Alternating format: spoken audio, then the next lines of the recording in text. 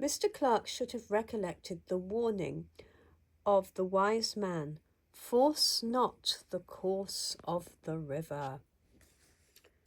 If you divert it from the channel in which nature taught it to flow, and force it into one arbitrarily cut out by yourself, you will lose its grace and beauty.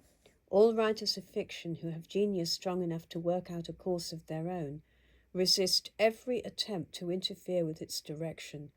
No two writers could be more unlike each other than Jane Austen and Charlotte Bronte.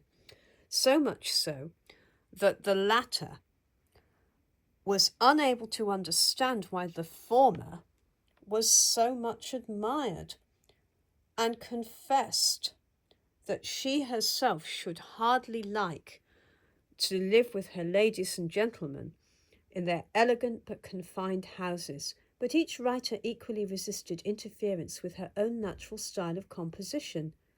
Miss Bronte, in reply to a friendly critic who had warned her against being too melodramatic, and had ventured to propose Miss Austen's works to her as a study, writes thus: "Whenever I do write another book, I think I will have nothing of what you call melodrama.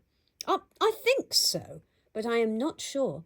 I think, too, I will endeavour to follow the counsel which shines out of Miss Austen's mild eyes, to finish more and be more subdued. But neither am I sure of that.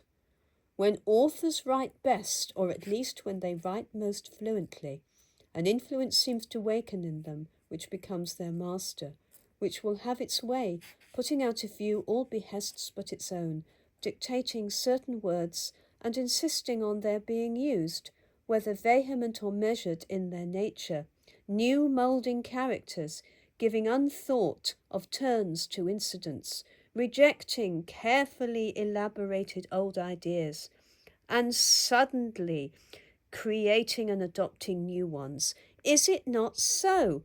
And should we try to counteract this influence? Can we indeed counteract it?"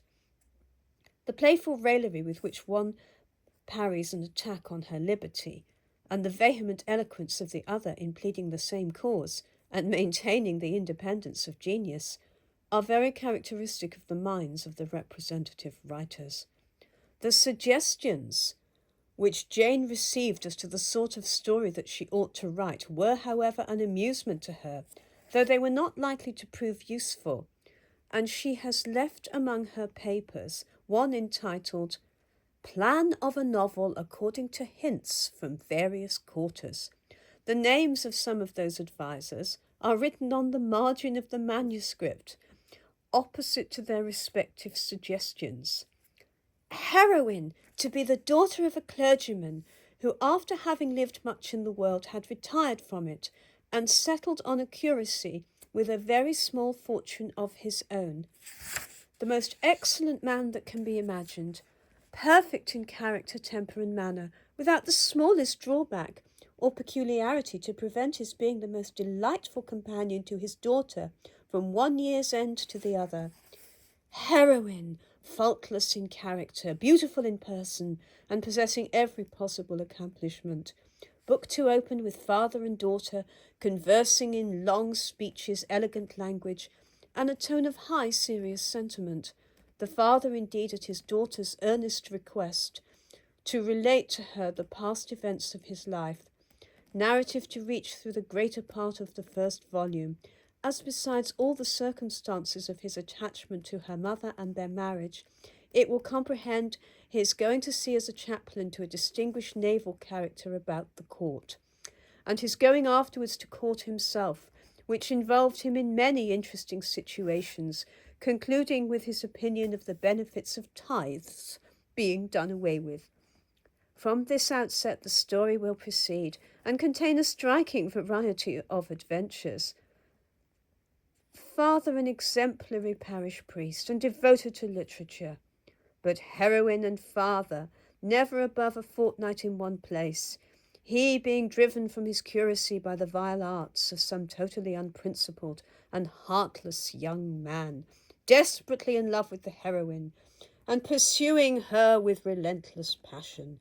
no sooner settled in one country of Europe than they are compelled to quit it and retire to another, always making new acquaintance, and always obliged to leave them.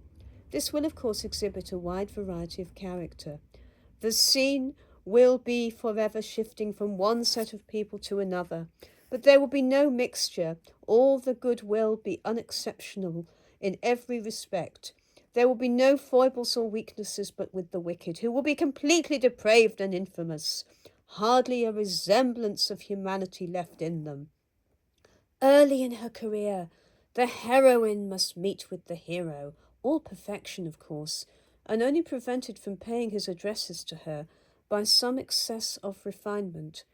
Wherever she goes, somebody falls in love with her, and she receives repeated offers of marriage, which she refers wholly to her father, exceedingly angry that he should not be the first applied to, often carried away by the anti-hero, but rescued either by her father or the hero, often reduced to support herself and her father by her talents and work for her bread, continually cheated and defrauded of hire, worn down to a skeleton and now and then starved to death, at last hunted out of civilized society, denied the poor shelter of the humblest cottage, they are compelled to retreat into Kamshakata, where the poor father, quite worn down, finding his end approaching, throws himself on the ground and after 4 or 5 hours of tender advice and parental admonition to his miserable child, expires in a fine burst of literary enthusiasm,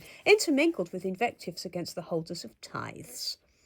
Heroine, inconsolable, for some time, but afterwards crawls back toward her former country, having at least 20 narrow escapes of falling into the hands of the anti-hero, and at last, in the very nick of time, turning a corner to avoid him, runs into the arms of the hero himself, who, having just shaken off the scruples which fettered him before, was at the very moment setting off in pursuit of her.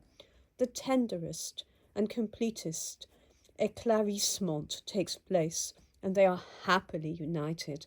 Throughout the whole work, heroine to be in the most elegant society and living in high style. Since the first publication of this memoir, Mr. Murray of Albemarle Street has very kindly sent to me copies of the following letters, which his father received from Jane Austen when engaged in the publication of Emma. The increasing cordiality of the letters shows that the author felt that her interests were duly cared for, and was glad to find herself in the hands of a publisher whom she could consider as a friend. Her brother had addressed to Mr. Murray a strong complaint of the tardiness of a printer,